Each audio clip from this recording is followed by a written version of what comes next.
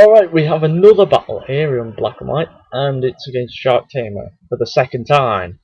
And now it's actually got some black and white Pokemon in it, which is why we did another one, because we thought we'd just show off our teams again. Yeah, pretty good fun.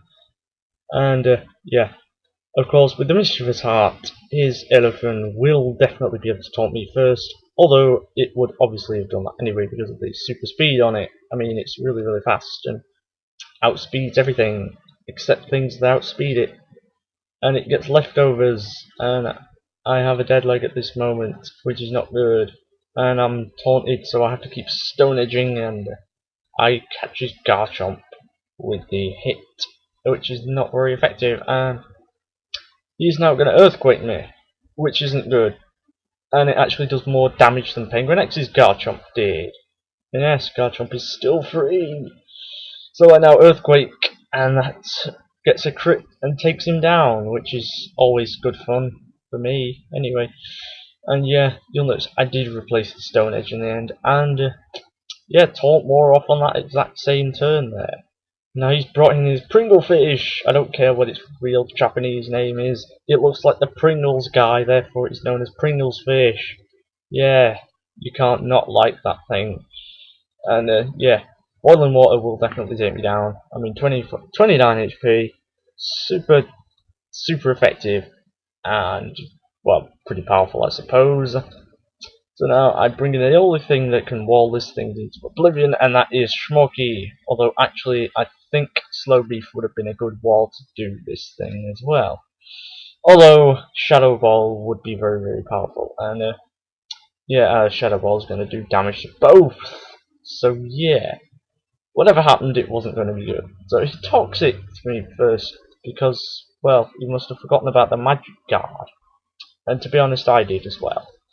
So yeah, I have free Trick Room. Psycho Shock isn't doing too much. He's got special defense drop on me, and I am not staying in on that. There is no way I'm staying in with -1 special defense against that thing because it will definitely KO next turn. So I predict his Shadow Ball this turn, but he actually recovers, and that works out fine for me because this can get a free Sword Stance on this turn, or at least that's what I hoped would happen, because I thought he was going to switch, but no, he didn't. Although I could have just pursued if I thought that, but I didn't go for the pursuit. I just Sword Stance because I'm a greedy beggar, and he gets the burn with the Boiling Water, which is not good. Scalded by Boiling Water is not fun. Don't try it at home.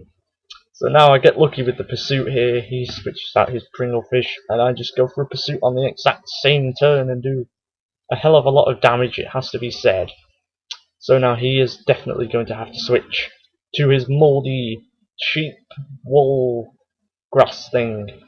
I think it's supposed to be cotton wool or something on its back, and it definitely does look like a sheep. Therefore, I call it the sheep because it looks like one. And now the Trick Room has run out. No, the Trick Room ran out on that turn because, you know, it just did.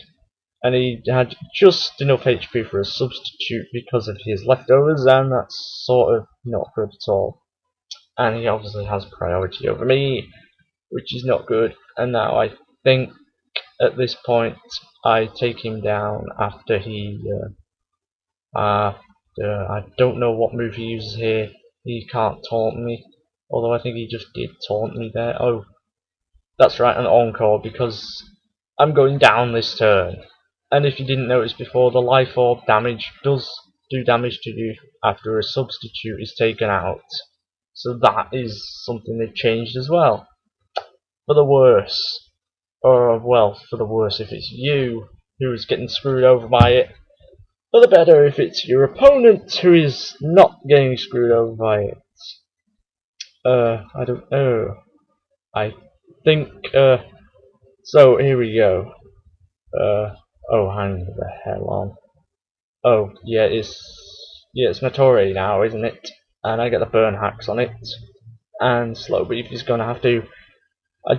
I can't set Trick Room up against this thing. It's so slow.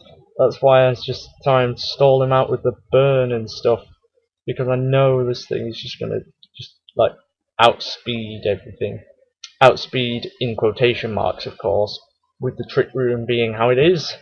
Slow things go first, which is sort of the gimmick. And yeah, I'm just gonna have to keep stalling this thing out. I went for a psychic there, thinking maybe I could get the special D drop, maybe go for another boiling water, maybe get close to taking him down. Although, at this point, I decided, yeah, let's switch in Schmorky. He will not take any damage from the injury hazards because of his magic guard, which is Clefable's old ability. And I could probably run the O&M Clefable set on this, except I don't think it actually learns for Sar. Although, I think that was just a really bad gimmick set anyway. And Rankarusu doesn't even learn Trick. That's another factor. Let's hope that Grey comes with some good move tutors, huh? Yeah, that would be good.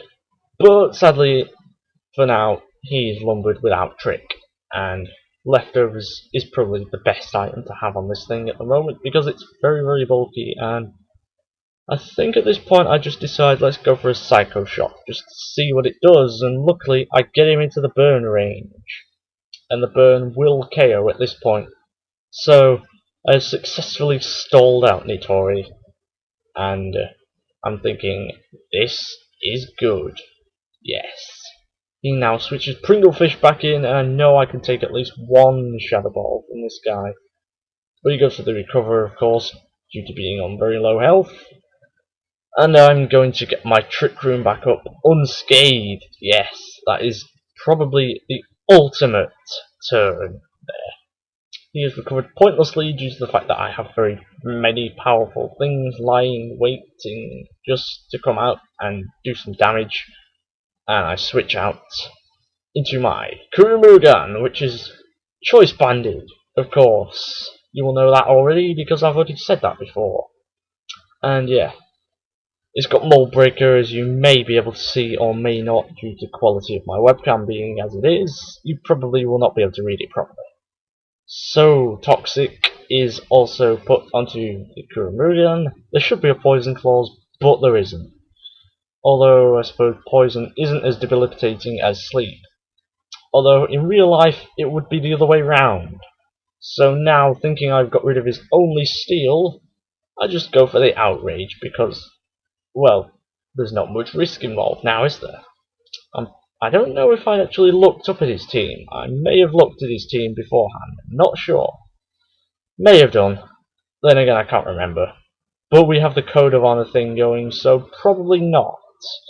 Although I may have had a quick glance. You never know. I probably saw it just before I covered the top screen in gauze, and then had to quickly remove it after choosing my team, otherwise I would not have been able to see what the hell was going on. And that would have been put me at a serious disadvantage. And this is here where the Stealth Rocks come into play, really, really crucially.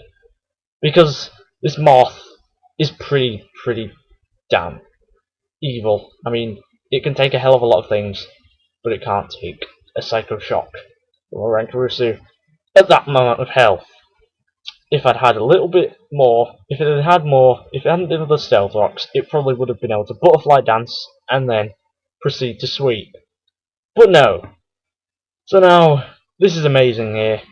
I take a Spectre Draco Meteor to the face. Oh, I've done it again. Draco Meteor, not Draco Meteor. Oh, it should be the other way, I'm not sure. So I take the Draco Meteor on 19 HP. Take that. And Focus Blast hits, which is good because now it means I win! Yes, I win. And I think I had Slow Beef waiting in the wings anyway, so I would have probably been able to win anyway, whatever happened. So that was another good game there, Sharktamer. Hopefully we can have another one soon. I may battle some more people if I can find them. It's just a matter of finding people who want to battle. So yeah, hopefully I'll do that soon.